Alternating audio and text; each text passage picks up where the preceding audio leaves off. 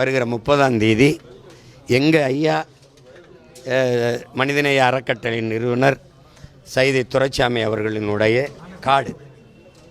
எங்கள் ஐயா 68 ஏக்கரில் காடு வச்சுருக்கிறாரு. என் தம்பி வெற்றி தெரியும், வெற்றி துரைசாமி, அவன் அன்பன்பாக வளர்த்த காடுகளில் அந்த மரங்களின் மாநாடு நடக்க இருக்குது ஆகஸ்ட் 30ஆம் தேதி.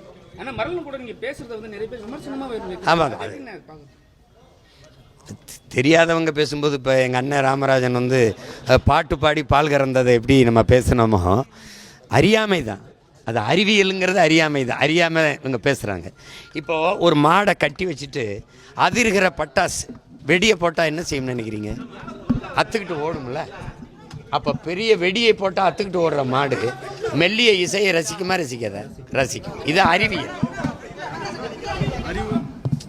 ஒரு ஒரு ஒரு எல்லா அறிஞனும் மரம் செடி கொடிகளோடு பேசுங்கள், அது அந்த ஆண்டு பூக்கிறதும் காய்க்கிறதும் அதிகரிக்குங்கிறான். ஒரு தோப்பில் நிறைய மரங்கள் இருக்கும்போது ஒரு மரத்தை நீங்கள் வெட்டினீங்கன்னா பக்கத்தில் இருக்கிற மரங்கள் அடுத்த ஆண்டு பூக்கிறதும் காய்க்கிறதும் குறைஞ்சிருங்கிறான். உங்களுக்கு புரியுதா? அப்போ அதனால் ஒரு தொட்டாச்சினிங்கிற செடி அது தொட்டால் ஏன் சுருங்குது? அப்போ அதுக்கு உணர்வு தெரியுதில்ல உங்களுக்கு. அப்போ அதனால் நீங்கள் அது மரங்களுக்கு ஒன்றும் தெரியாதுன்னு நீங்கள் நினைக்கக்கூடாது. அது மரம் நம்ம பேசுகிறதெல்லாம் கேட்கும், அது உணரும். அறிவு சார்ந்த நீங்கள் எடுக்கக்கூடிய எல்லா முன்னேற்பாடுகளும் தடையும் எதிர்ப்பும் வருகிறது, அது எப்படி பார்க்குறேன்? ஒரு என்ன செய்யறதுன்னா, ஒரு வீழ்த்தப்பட்ட தோல்வியுற்ற ஒரு சமூகத்தில் ஒருத்தன் உண்மையை நேர்மையமாக நல்ல கருத்துக்களை எடுத்து வைக்கும்போது அதுக்கு எதிராக 1000 கருத்துக்களை வைப்பாங்கங்கிறான். உங்களுக்கு ரசிய எழுத்தால இப்போ அது மாதிரி இதை நம்ம இதெல்லாம் ஒரு மாற்று கோட்பாட்டை முன்வைக்கும்போது, இப்போ நான் சொல்கிறது அறிவியல் உயிரியல் உண்மையை பேசுகிறேன். இதில் கற்பனையெல்லாம் பேச முடியாது. நான் மரங்களும் பேசிக்கிறவங்க சிரிச்சிங்க. ஜப்பான் அதை ஆதாரபூர்வமாக வெளியிடும்போது அமைதியாக இருக்கிறீங்க. நாம் காடுகளில் தீப்பற்றி எரியாமல் பற்றிய தீ தொடராமல் இருக்கணும்னா அங்கே ஆடு மாடுகள் போய் மேயணும்னே, அதை நீங்கள் சிரிச்சிங்க. அங்கே கூகுள் நிறுவனம் அவனுடைய அலுவலகத்தை சுற்றி 100 மாடுகளை விட்டு தினம் மேய விடுறான்னு சிரிச்சிங்க. அப்புறம் ஆதாரத்தோடு எடுத்து போட்டோன்னே அமைதியாக இருக்குது. இப்படி தான் இது அதை அறியாமையில் இருக்கிறவங்களுக்கு நீங்கள் கற்பிக்கலாம், பொறாமையில் இருக்கிறவனுக்கு என்ன போதிக்க முடியும்?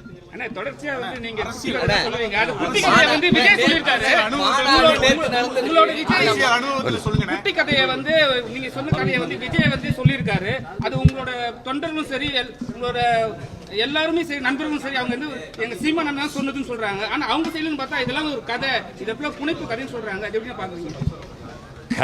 கதைனால அந்த முதல்ல அதை இந்த நிலத்தில் எடுத்து சொன்னது யாருன்னு இருக்குல்ல.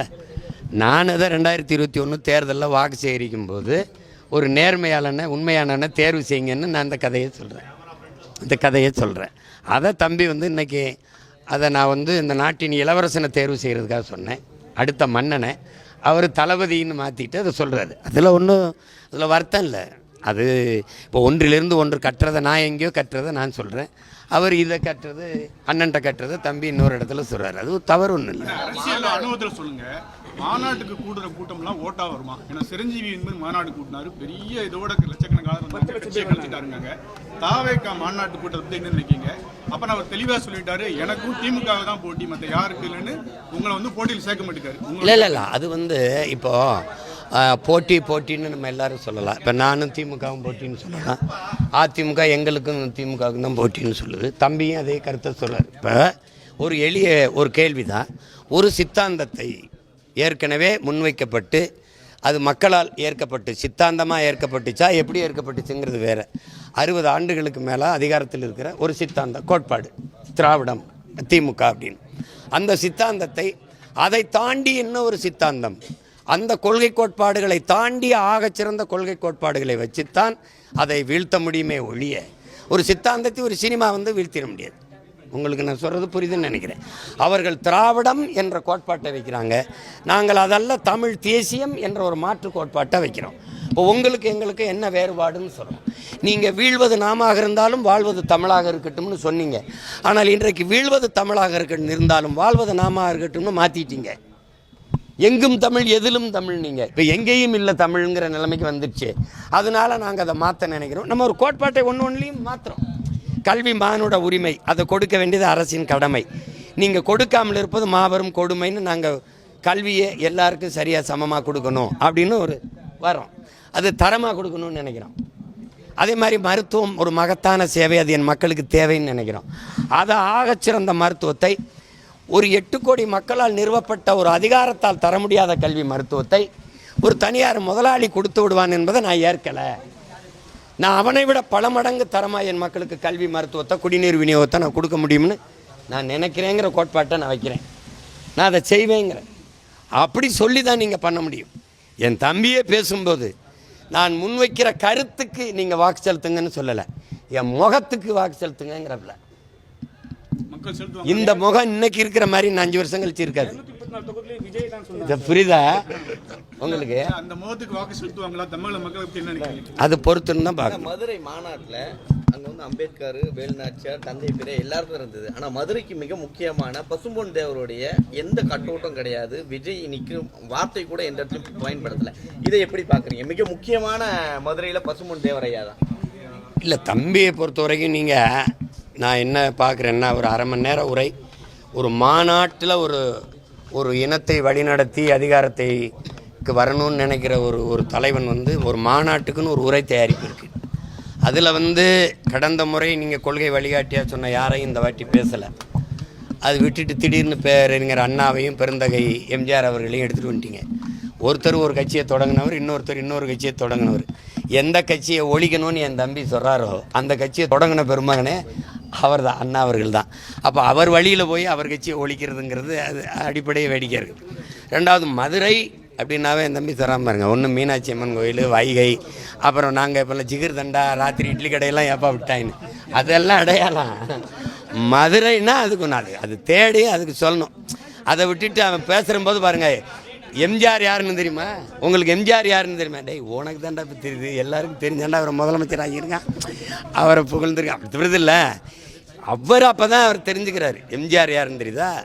எங்கள் அண்ணன் விஜயகாந்த் தெரியுதாண்ணே. நான் என்ன கேட்குறேன், டே அவர் கட்சி ஆரம்பித்தாப்புல அவர் போட்டிட்டார். நான் கூட அவர் போட்டிட்ட அவர் கட்சி வேட்பாளர்கள்லாம் போய் ஆதரவாக வேலை செஞ்சேன். ஏன் அவருக்கே போய் ரிஷிவந்தியத்தில் வாக்கு சேகரித்தேன். 2011 உங்களுக்கு தெரியும், அம்மையார் ஜெயலலிதாவோட அவர் கூட்டணி வச்சுருக்கும்போது. ஆனால் நீ அவர் இருக்கும்போது அவருடைய கட்சிக்கு ஆதரவாக பேசுனதோ அவரை போய் பார்த்ததோ இல்லை. இன்றைக்கி முதல் மாநாட்டில் அவர் பேரை குறிப்பிட்டிருந்தீங்கன்னா மகிழ்ச்சிக்குரியது. முதல் மாநாட்டில் பேரறிஞர் அண்ணா என்கிற பெருந்தகையோ ஐயா எம்ஜிஆரை குறிப்பிட்டிருந்தீங்கன்னா மகிழ்ச்சிக்குரியது.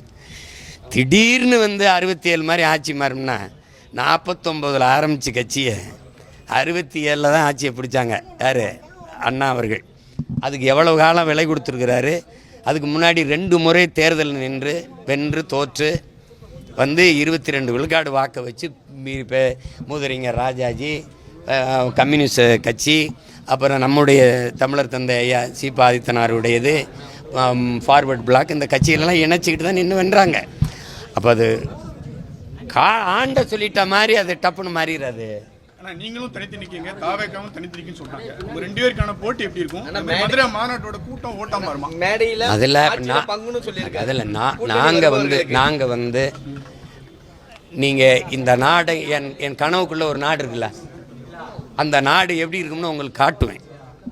நான் சொல்கிறது புரியுதுன்னு நினைக்கிறேன். போட்டு காட்டுவேன்.